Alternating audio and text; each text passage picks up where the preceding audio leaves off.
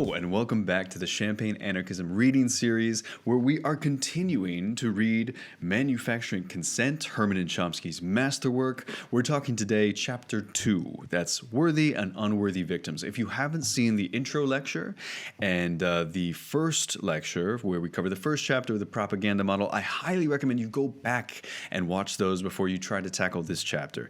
This chapter is an awesome chapter. This chapter is where we get into some of the case studies and a little bit more of the history that Herman and Chomsky are going to talk about. But I think the intro lecture, which gives a lot of background history to this that you might not be familiar with, and the first lecture, which lays out the propaganda model that underpins the rest of this book, are kind of important things to tackle before this.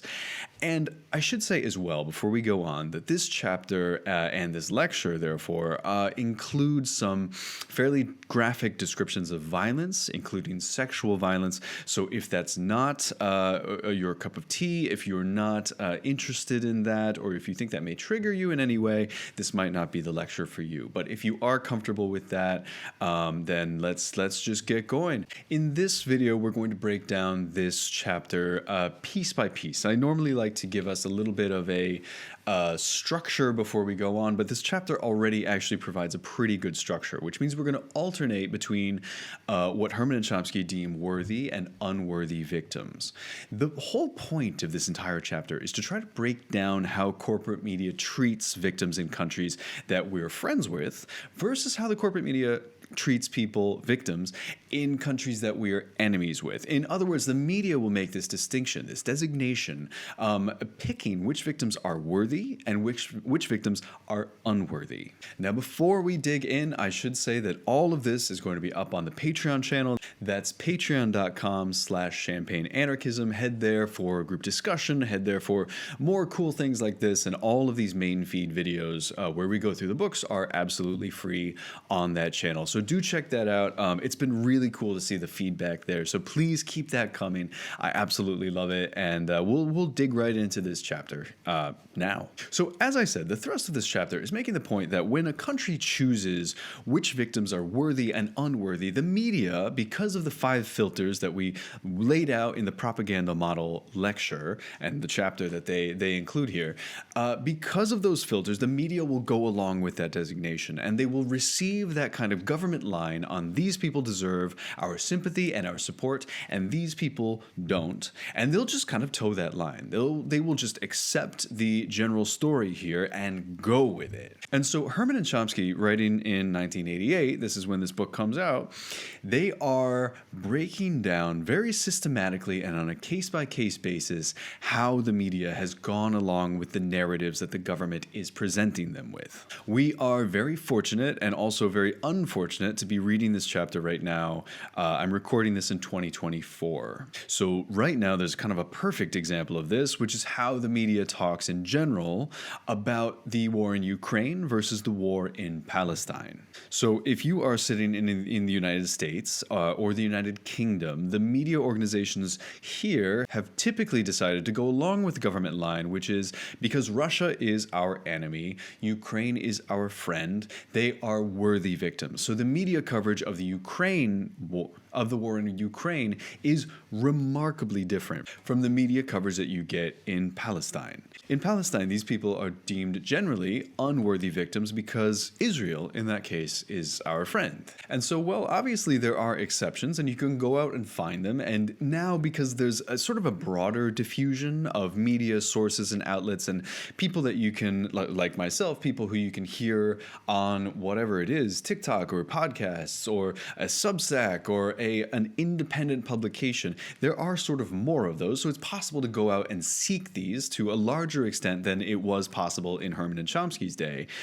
For the most part, the broad media sweep and environment is going to follow this same structure. Just as it did back then, so it does now. Writing back then, Herman and Chomsky didn't have this perfect example of Ukraine and Palestine, but what they did have was Poland, El Salvador, and Guatemala. Guatemala, which are the countries that we're mainly going to be talking about in this lecture here. So the main thrust here is that when a Polish priest, whose name was Jerzy Popiełuszko, and by the way, I don't speak Polish, so that is unfortunately the best pronunciation that you're going to get from me. I do apologize. But when Popiełuszko was murdered by Polish secret police, Poland was at that point an enemy state, a communist state, so the media ran wild. You had incredibly detailed reporting, you had insane speculation that then got front page treatment, everything. Yet, when religious leaders of a similar type were killed in El Salvador and Guatemala, the stories were reframed and often suppressed, and some of the details were fully fudged, particularly for the murder of Oscar Romero, the Archbishop in San Salvador. Recall from our intro lecture that at this point the US was backing the government of El Salvador and wanted to frame them as centrist, so sort of besieged by the right and by the left equally. And when a death squad that was acting at the behest of the National Guard, and particularly Roberto Dabuison, ended up killing Romero, that story couldn't be allowed out. And so it wasn't. So for our lecture here today, I want to start with Poland. Now, Popiełuszko at the time, this priest, was a strong supporter of the Solidarity movement in Poland,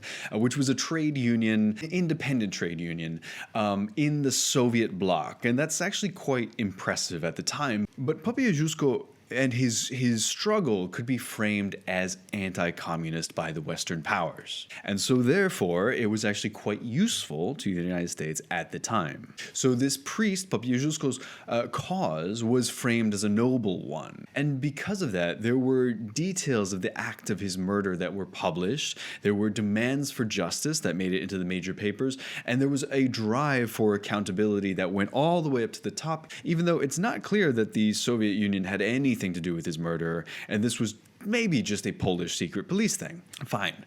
Now, contrast that with the Unworthy 72. This is journalist Penny Leno's list of 72 martyrs who were killed in Central America.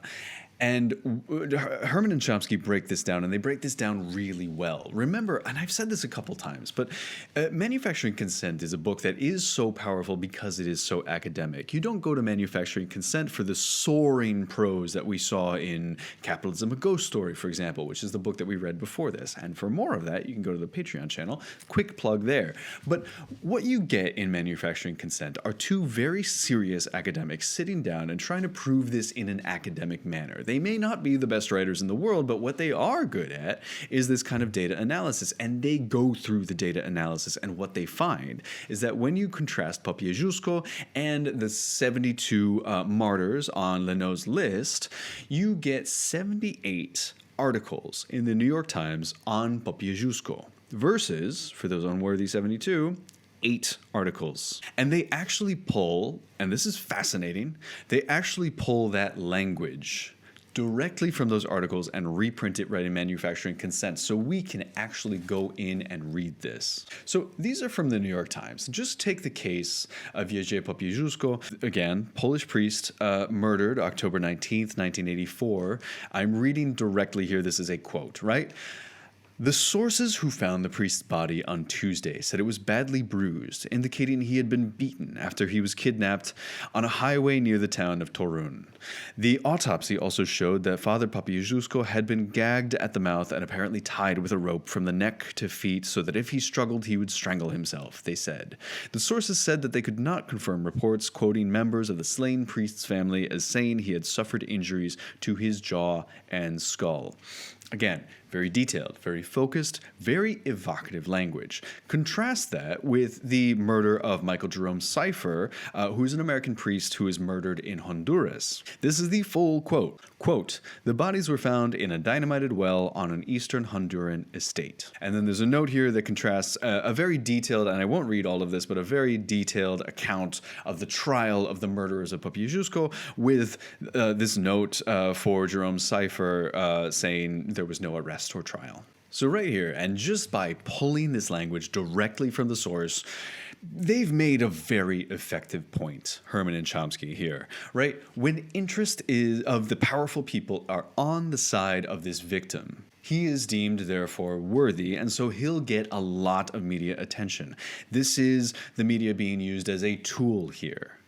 But when it's an unworthy victim that may embarrass the powerful who are backing the military government in Honduras or El Salvador or Guatemala, in whatever case it may be, then it will just be sort of quietly suppressed. It might be mentioned, but equally, it might not be. Again, 78 articles for Popiełuszko, 8 articles for the Unworthy 72. And then Manufacturing Consent talks about the murder of Oscar Romero. Oscar Romero was an archbishop in El Salvador, very, very outspoken, not a guy whose murder at the hands of a death squad linked to the National Guard in El Salvador, not a murder that you can ignore. This is somebody that you sort of have to talk about, right?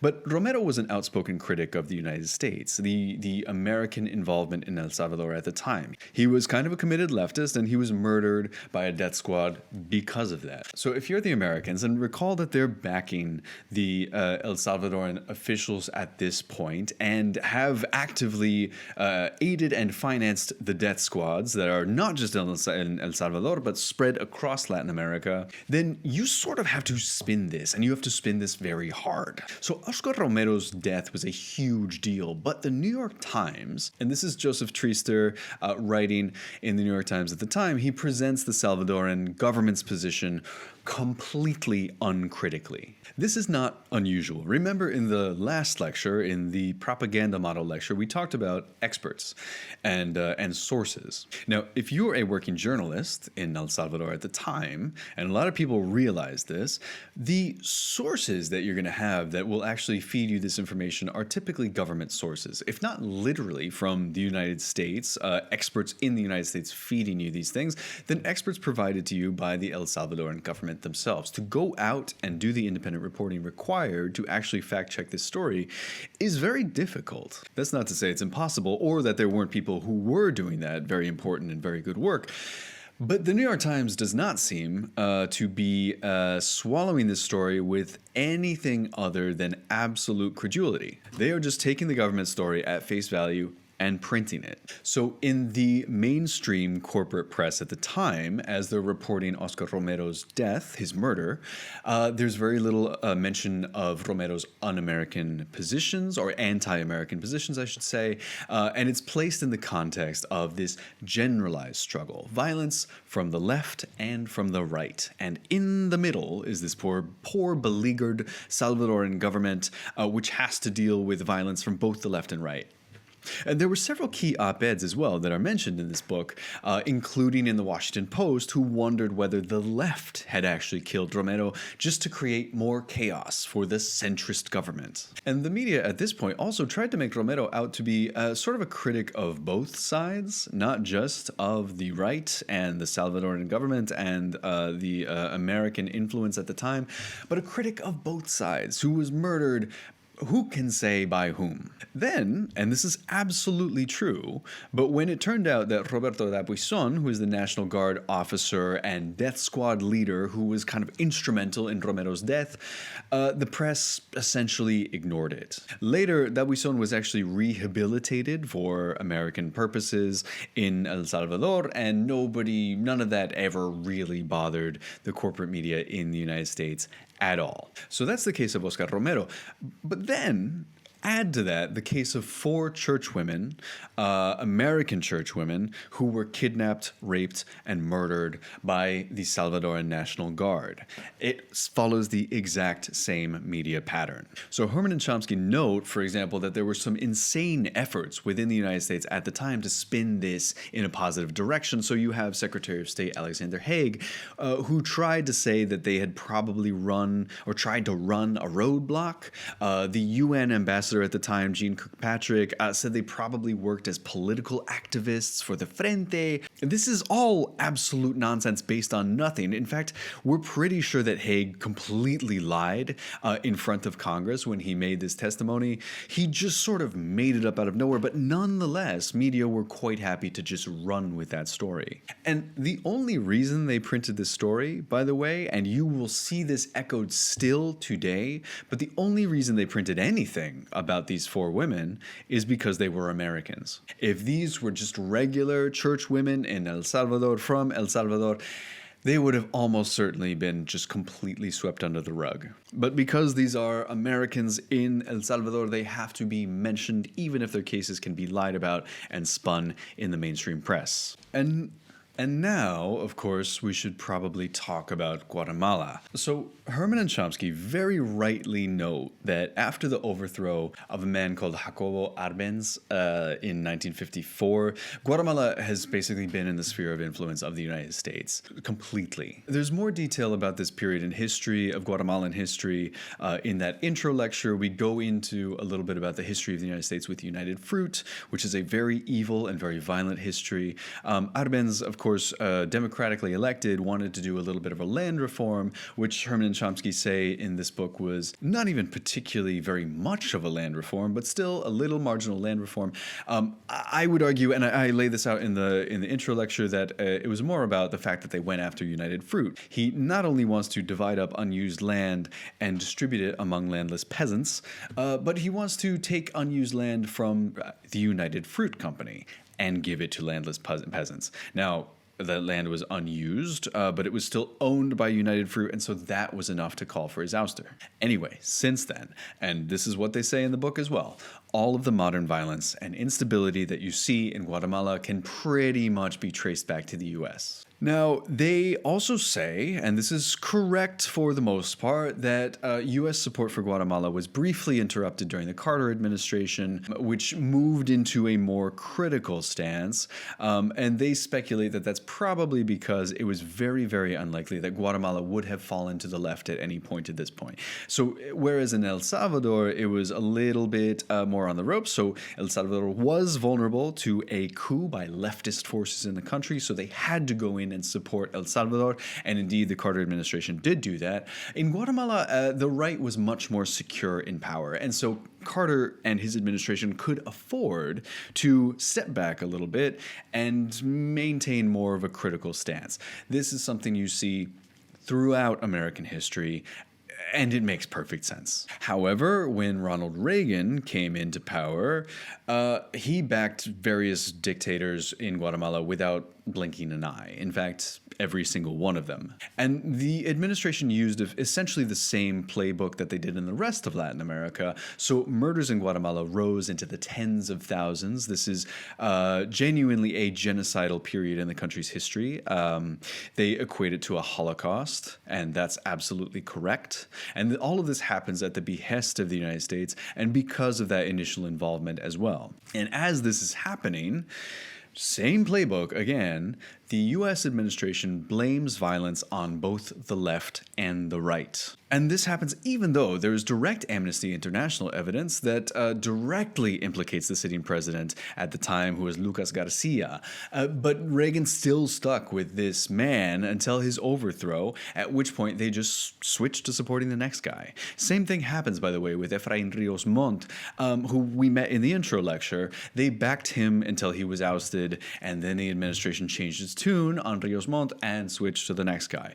Doesn't really matter as long as they serve U.S. interests. And despite all this mounting evidence at the time, by the way, for U.S. involvement in all of this, and the death squads, and the rising tide of violence, and the tens of thousands of people who were civilians, innocent people who were systematically murdered across the country, the press just follows the U.S. line at basically every single point, to such an extent that the Reagan administration was even kind of allowed to define Amnesty International, which is reporting a lot of this, as just this leftist organization and un-American, and hitting that fifth filter that we talked about in the propaganda model, which is anti-communism. They are not sufficiently anti-communist, they are not sufficiently patriotic, they are un-American, they are leftist, and therefore we can exclude that from any kind of calculation or analysis. And the mainstream corporate press just goes along with this line. The press, we should say, continued to blame the left and right for the rising tide of violence. There's a reason all of this is so effective, and it's because, and I know this video is fairly short because the main conclusions of this chapter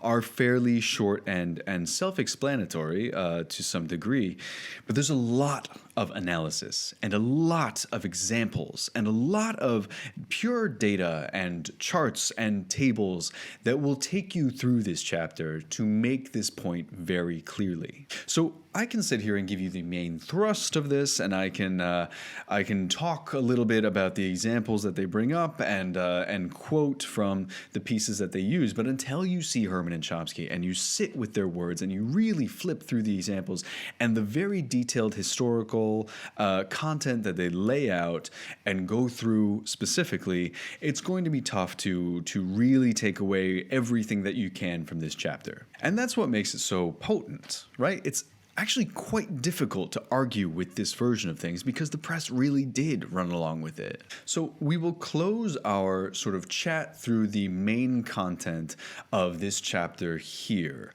but I do want to say a few things before I go here. So the first thing, just like I mentioned at the start, is that this is very much still with us. Look at the news coverage of Ukraine versus the news coverage of Palestine.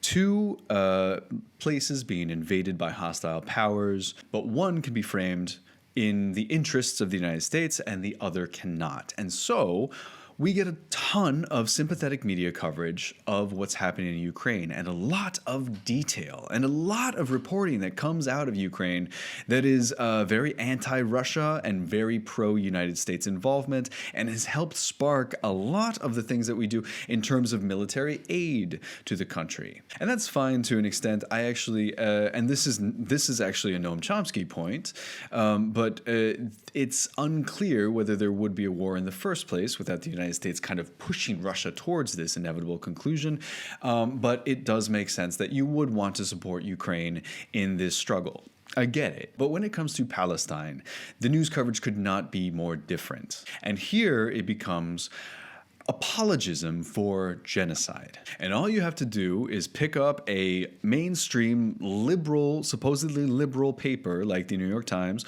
less so, but even still the Washington Post, a magazine like The Atlantic, which has been beating this drum forever, and just kind of flick through it and look at the variation in the coverage. Look at the language that they use. Look at the headlines that they choose to pull out. Look at the ways, for example, that we frame sort of Israeli deaths as active things, right? Israelis are murdered versus Palestinian deaths as passive deaths. 100 die. This happens all the time. And there's brilliant media criticism out there to make this same point. But just, I would say, as you read this chapter, pay attention to the world around you, pay attention to the way that the news media frames things, and pay attention to the stories that get splashed across the front page and those that don't get splashed across the front page and maybe get suppressed because the conclusion could not be clearer.